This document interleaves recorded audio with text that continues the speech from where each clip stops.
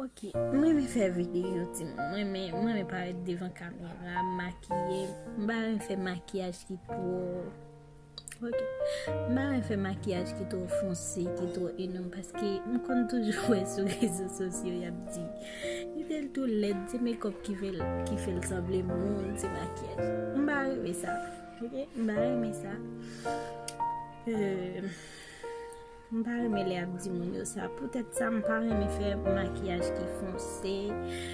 Ok, mwen stil fel tre simple. Si ou pa bien gado pa pou. Wè pa de mak pala ven la makiye.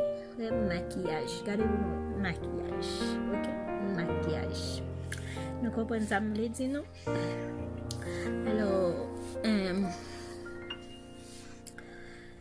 mwen reme fè sa. Dok,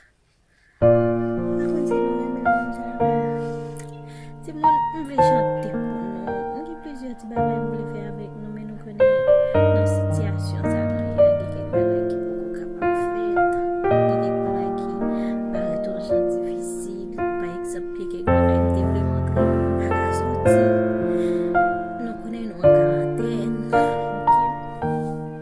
Mèm pou mèt nou, loske sa chanje,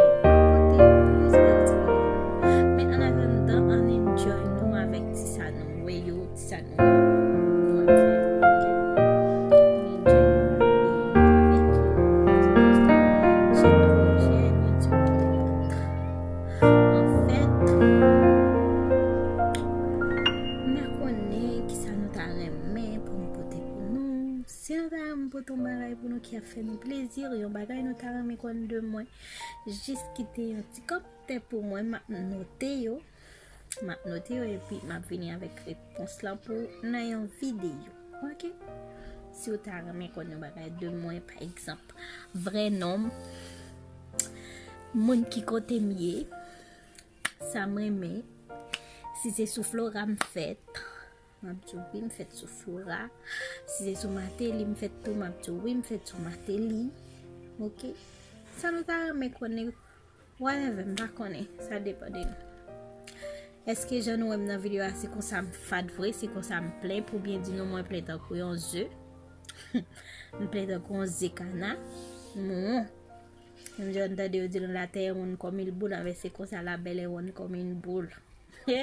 Sauf que m'bagay 40 000 km là. Non m'bagay 40 000 km là.